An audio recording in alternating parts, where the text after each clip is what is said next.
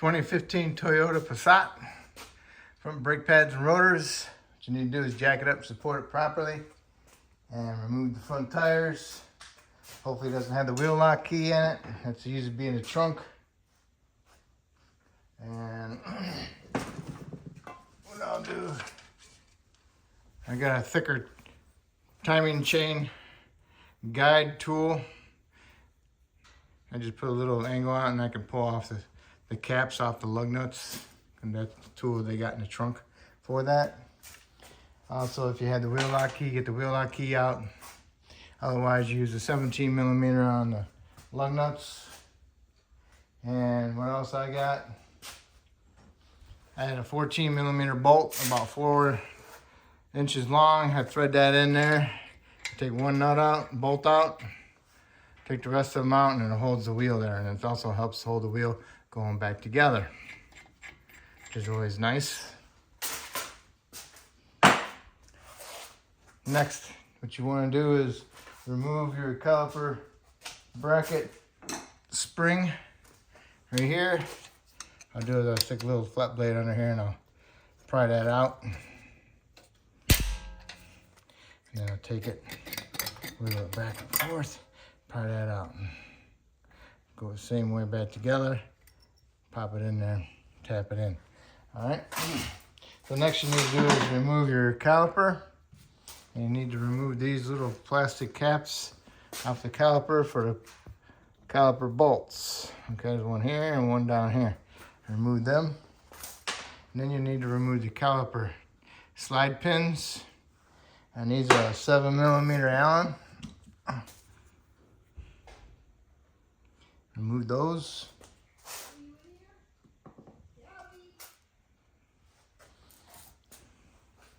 After you remove the slide pin bolts, go ahead and put them on put them on a grinding wheel and clean them up. Remove the deposits that are stuck to it from the seals inside the caliper. All right, then you need to go ahead and remove the caliper. Go ahead and grab it on there and move it back and forth. If it won't come off, then you have to go ahead and pry on the caliper a little bit, pull it towards you to help push the piston in a little bit so you can remove the caliper.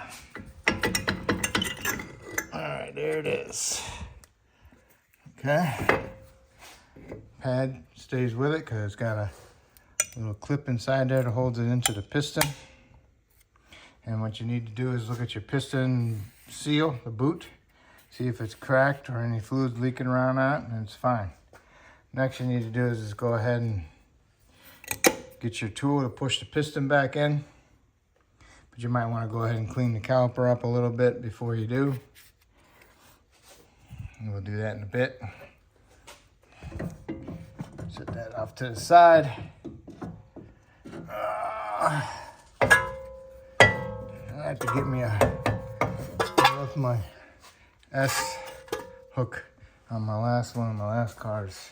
So now what I need to do is remove our caliper bracket, and it has two 21mm bolts in the back, one right here and one right here.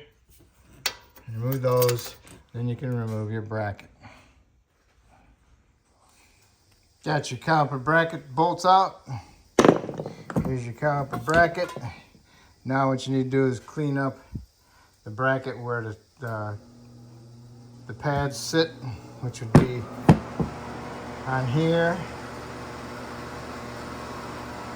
and inside here a little bit. Clean it up. Sometimes these get a nice groove in them right here from the pad. Just try to sand them down just a little bit, but not a lot. Just to keep that pad from sticking on it. And once you get it cleaned up, go ahead and throw some paint on it. And here's my caliper, and I pushed the piston in after I kind of cleaned it up a little bit. With this tool, if you know how to use it, it's a ratchet style. If you don't have it, you have to use a C-clamp. Use an old pad, and your C-clamp, tighten the little threaded piece up, bring that piston in, okay? Using the old pad inside there. All right, Since we're working on a caliper, might as well. I got some Sil Glide. I'll put it in here where the caliper pins go inside here.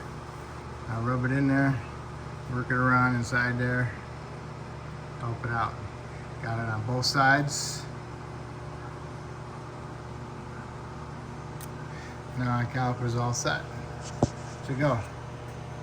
All right, next thing you need to do is remove the rotor. And it has a T30 Torx right here. Make sure you put some penetrant around it so you can use your Torx drive to hopefully remove that. And most of the time you end up breaking your socket. So you gotta be careful with it. All right, here it is, mine came out. Next you wanna do is put the one wheel stud nut back on here. And you can go ahead and smack it with a hammer and hopefully it'll break it off the corrosion of the rust. Break it loose. Sometimes you have to hit the rotor part. That's fine if you're replacing the rotor. The vibration of you hitting it with a good sized hammer breaks it loose. Okay.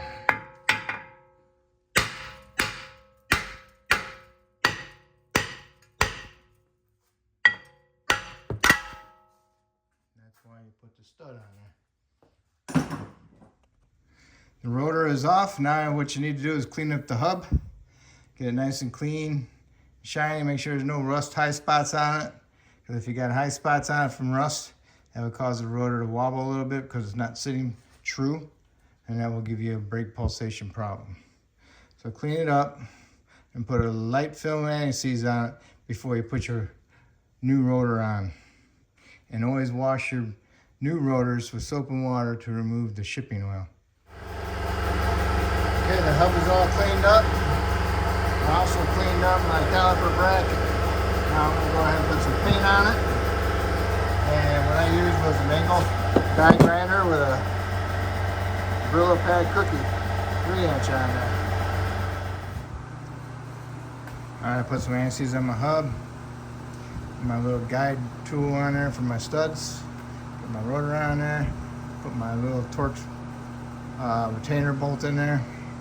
Now I'm ready for my caliper bracket. I have my caliper bracket, got some paint on it, let it dry, and put some Sil Glide inside there where the pad sits. And go ahead and get it up on there and bolt it up, and then you need to torque it. All right, for the caliper bracket bolts, the two big ones are 21 millimeters or 22 if you have them. They're 90 foot-pounds, okay?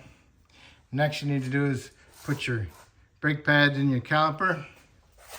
It has a big spring in it like that. Put it in there. The one with the sensor on it goes on the driver's side, left-hand side. We'll get to that in a bit. Otherwise, here we are so far. All right, now we're gonna go ahead and put our caliper on there. And we'll put our slide pins in there. Make sure you stick the pins in there and feel them, make sure they get seated in the hole, and then use your ratchet to get them started. Do not use an air gun until they are started. And then you want to torque them to 20 foot-pounds. Slide pin bolts are in and torqued 20 foot-pounds. Next you do is you put your little caps over the boots of them. I always forget them. Then you need to do is get your spring. You can use the new spring with your pads. Sometimes I don't like them. Sometimes they don't fit. All right. So you need to put that into the lower hole. Tap it in there with your into your screwdriver. Wherever mine's at. Hold on. Here we go.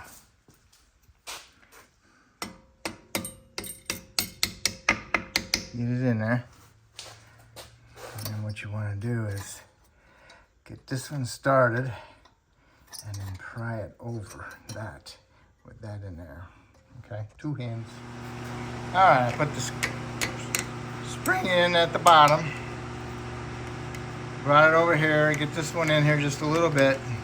Remember, I tapped this one in there as far as I can get it.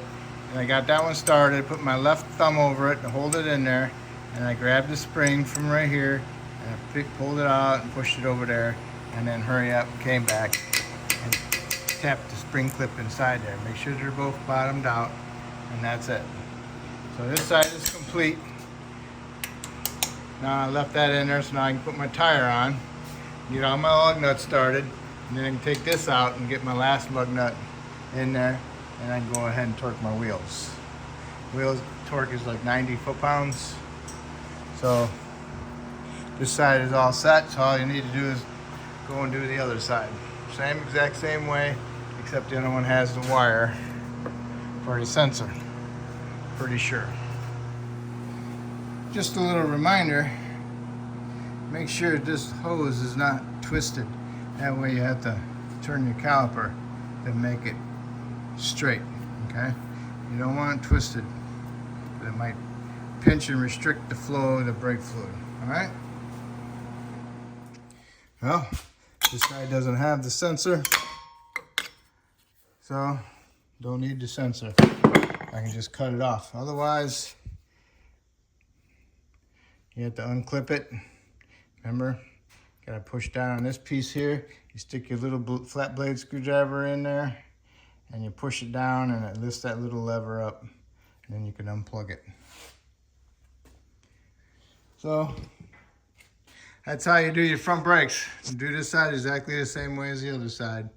And then when you get it done, go ahead and torque your lug nuts to 90 foot-pounds, and then lower the vehicle down to the ground and go inside it.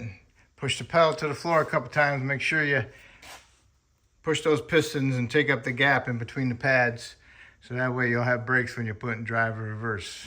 So make sure you have a good firm pedal before you start it and put it in drive or reverse, okay? And always double check your fluid in your brake reservoir. And hopefully I helped you out with this video, and hopefully you can help me out by subscribing. Thank you.